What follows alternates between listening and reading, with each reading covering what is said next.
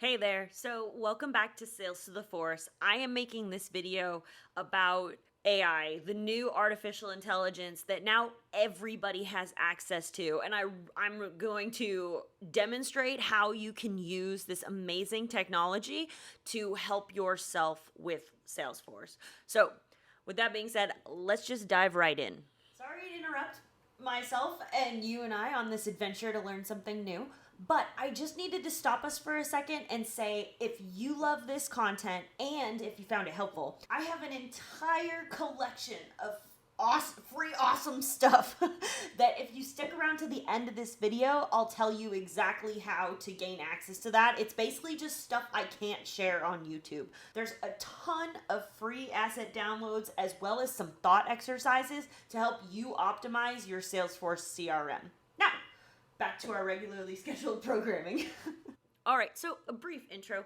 For those of you that don't already know, my name is Alyssa, and I have been a senior Salesforce consultant for 5 years now, and I have come across so many different situations, some unique and some not unique. I find that the more I learn about helping people with Salesforce, the more I realize that everybody struggles from the same problems applied in different scenarios. So that's the custom aspect of all of this. Everybody suffers from data quality. The difference is, okay, well, where is the data quality holes?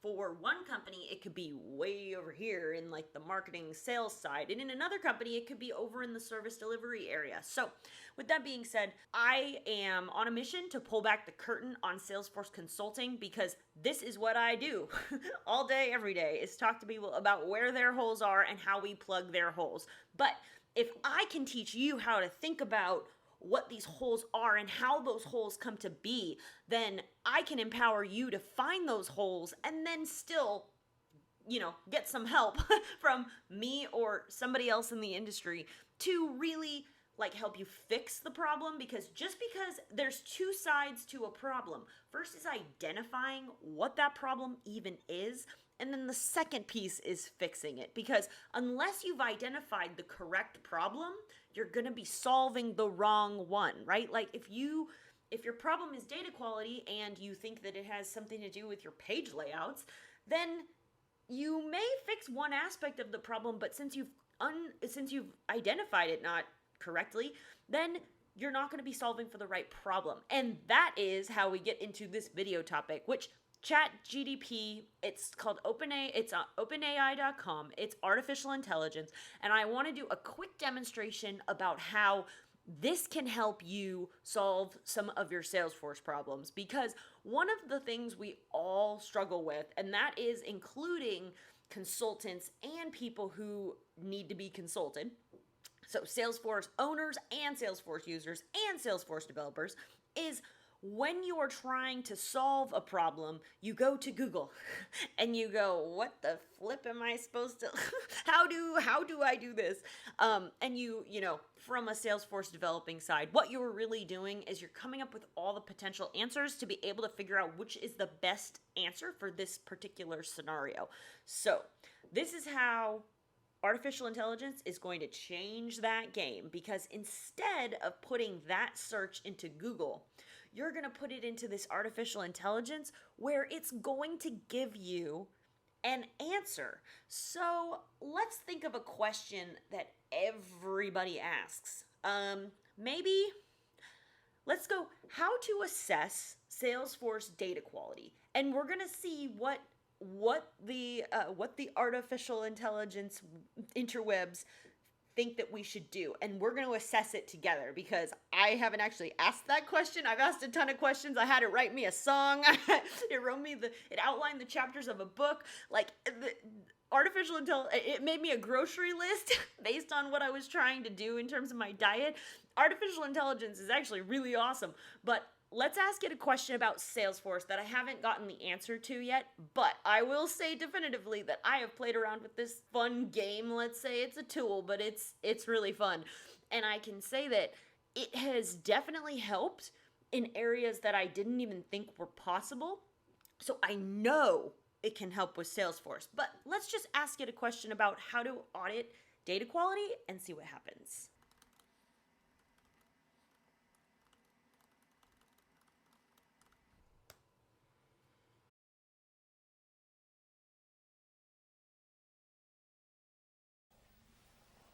Wow.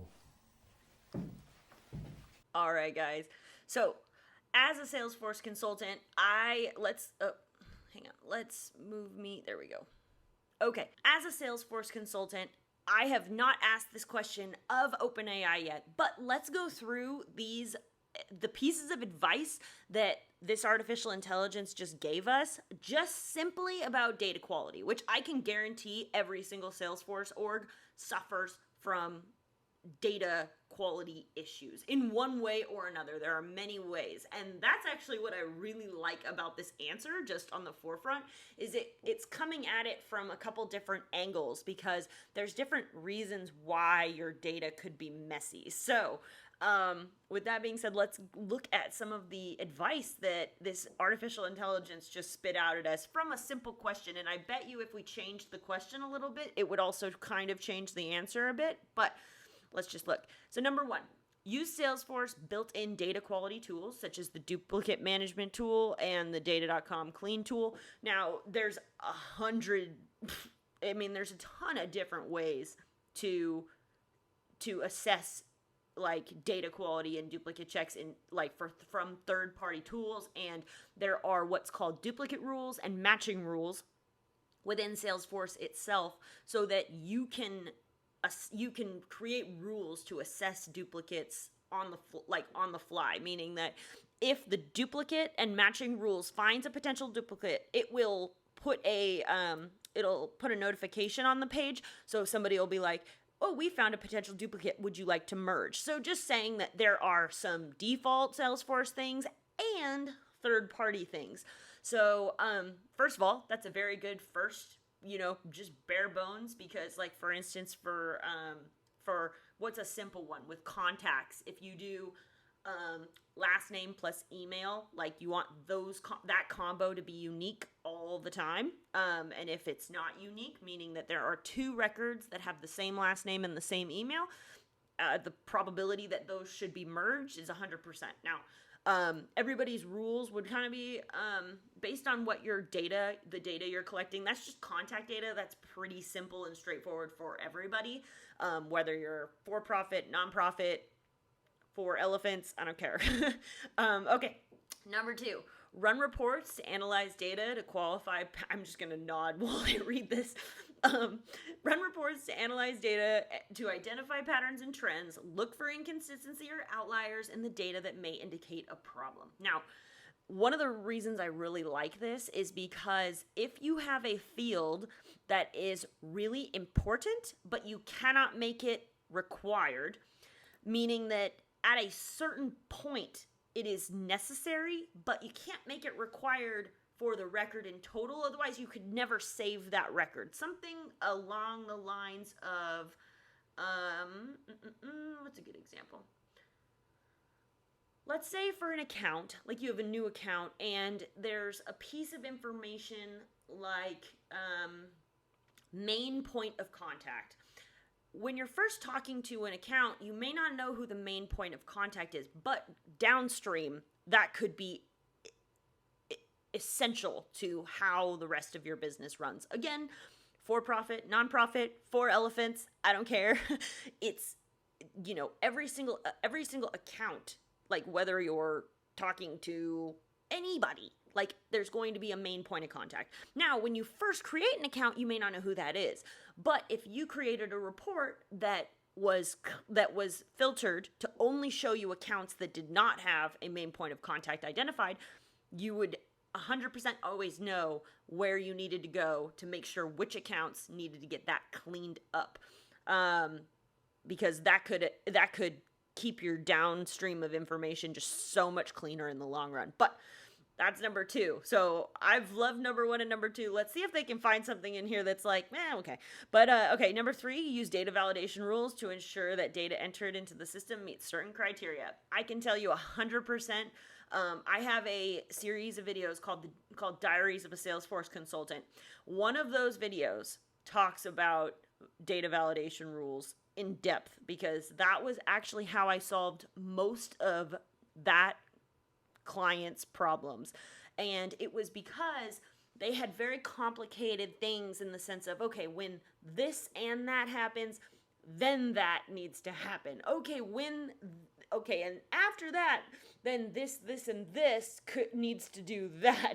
And I was like, okay, well, that's not just making a field required or not required. That is different. It's not even a flow. It is different criteria that makes something required. So anyway, yes, validation rules. However, you have to be kind of careful with validation rules. If you create a validation rule that conflicts with something else going on in your Salesforce org, you're going to create more problems than less. So one of the things that a consultant's going to do is a consultant is going to step back and look at, okay, this is what we need, but how does that affect the whole picture? Not just a piece of the picture, because that's usually how a client or how a Salesforce administrator will look at stuff. They're going to go, okay, in this exact circumstance with my blinders on, this is what needs to happen and this is how we're going to do it. But what they usually fail to do is go, okay, but how does that affect the bigger picture? How does that affect the whole world, not just this piece of the world? And people will run into troubles with data validation rules if they don't take the whole picture into account. Not always, but it happens. Okay, number 4. Regularly run data backups. Okay, I'm just going to nod. Regularly run data backups and compare them to previous backups to identify any data loss or corruptions. I 100 million percent agree with this one. This is something that every client I've ever worked with has ever failed to do. At least, you could do a weekly, a bi-weekly, a monthly. Data is a moving target. It is something that changes. It is something that grows. Every day somebody logs into your Salesforce org, there is a chance for something to be updated, something to be altered, and also you run the risk when that happens of it to be updated correctly or incorrectly. Now, the only way to restore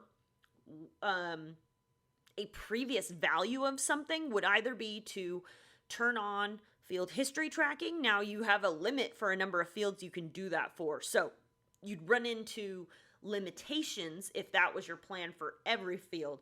But the better, more sustainable way in the long term is to set regularly occurring backups that pull out of your Salesforce org and get stored in a cloud somewhere at a frequency that makes the most sense to you and your business. To, if at any point there's a record where it's like, wait, what happened here? We need to go figure it out. You would have a series of files that would tell you the exact story of that record and everything that changed or didn't change throughout all of those backups that you pulled out.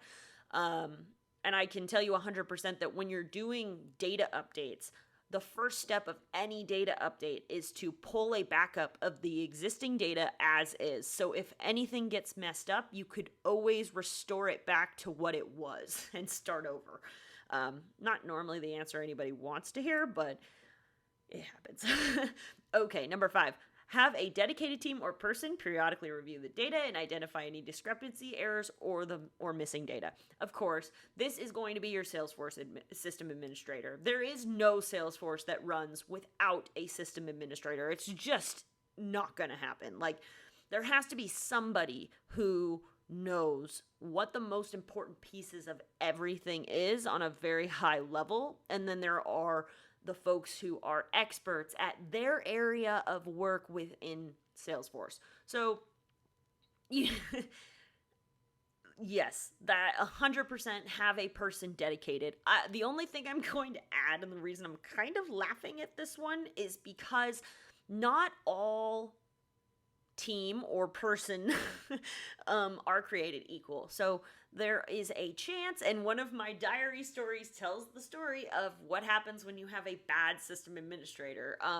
It just is it's a lesson to be learned that not all people are created equal. Not everybody's good at everything. Data specifically takes somebody who is very detail oriented and somebody who really cares about the tiny details and accuracy of tiny details. And so if you don't fit that mold, I don't think you're going to be super great for this job. Now, Not to say you couldn't learn that. I'm not saying this is some mystical language that nobody knows. I'm saying that there's some people who are naturally good at it and there are people who are bad at it. Like for me, I was never meant to code.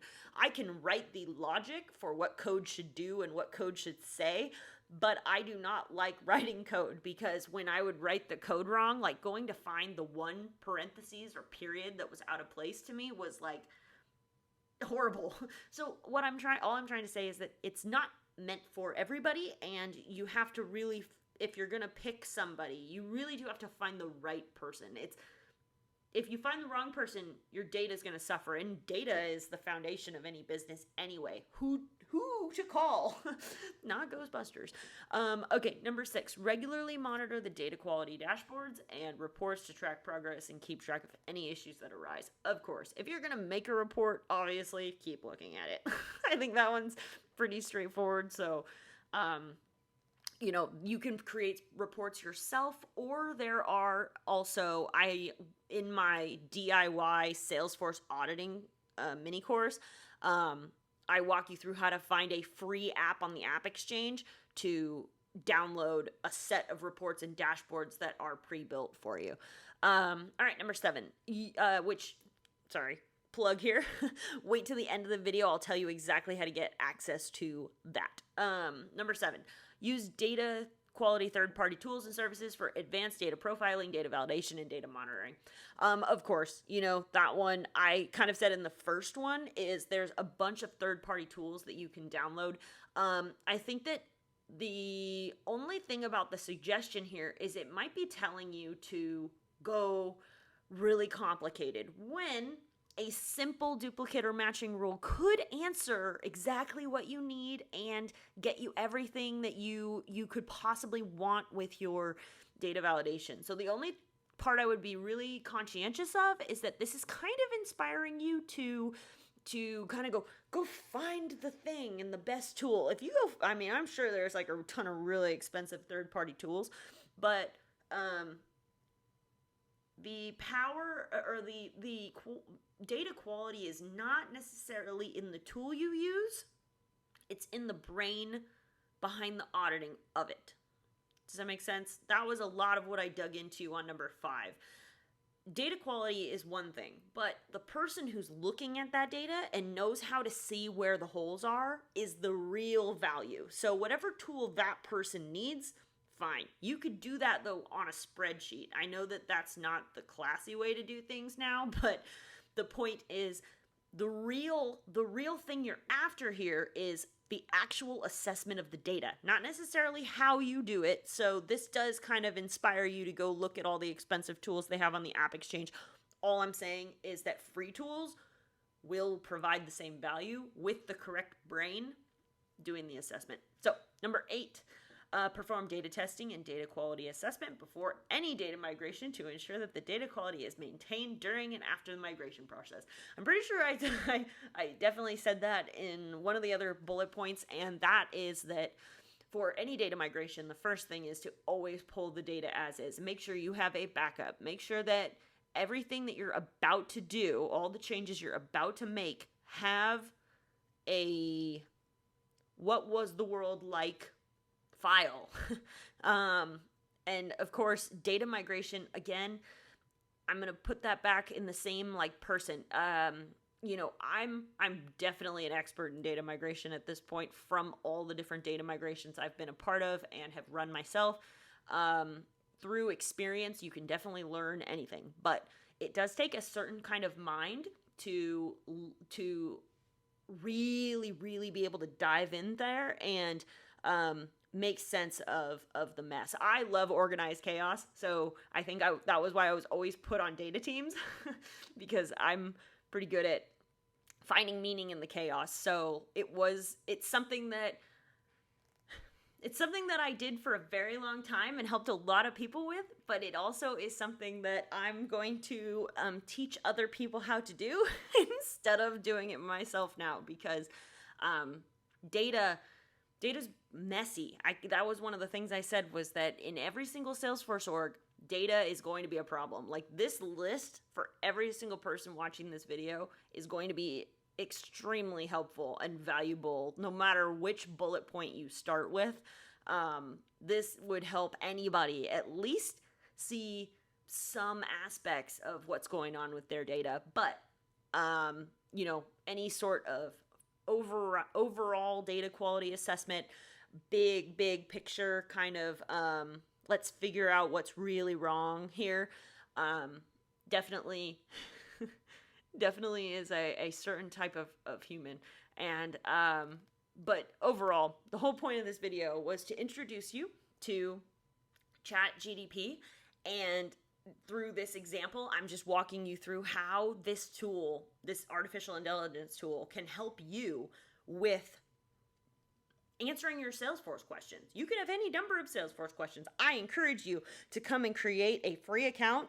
Ask it as many questions as you want. I have asked it actually a ton of questions about Salesforce.